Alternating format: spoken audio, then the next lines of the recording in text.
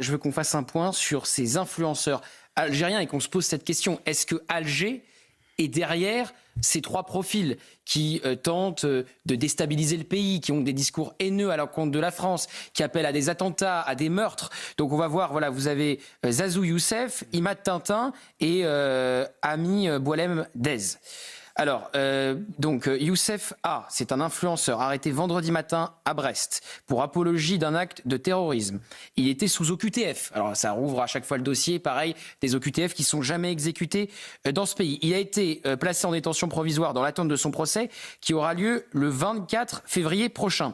Imad Tintin, lui, il a été placé en détention provisoire aujourd'hui. Son procès, c'est le 5 mars. Et le dernier que vous voyez, il vient d'être arrêté. C'est un signalement du maire de Montpellier. Et il appelait tout simplement à tuer les opposants du régime algérien.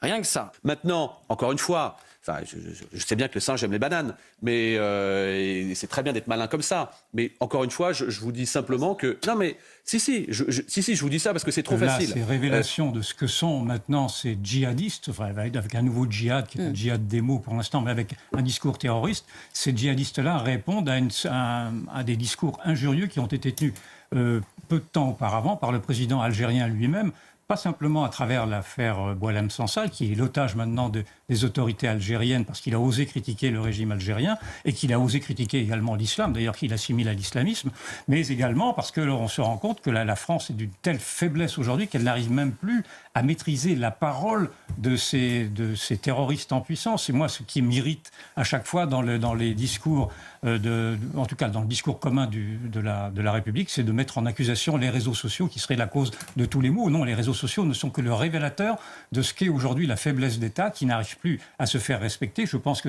parmi ces influenceurs, ces djihadistes-là, il y a des franco-algériens. Je pense qu'immédiatement devrait être décrétée une déchéance de nationalité pour ceux-là même qui appellent à violer et à tuer des Français. Enfin, ne serait-ce que pour ceci. L'Algérie est-elle derrière ces trois influenceurs, pseudo-influenceurs? Mais j'imagine que vous félicitez Bruno Retailleau de son action contre ces influenceurs.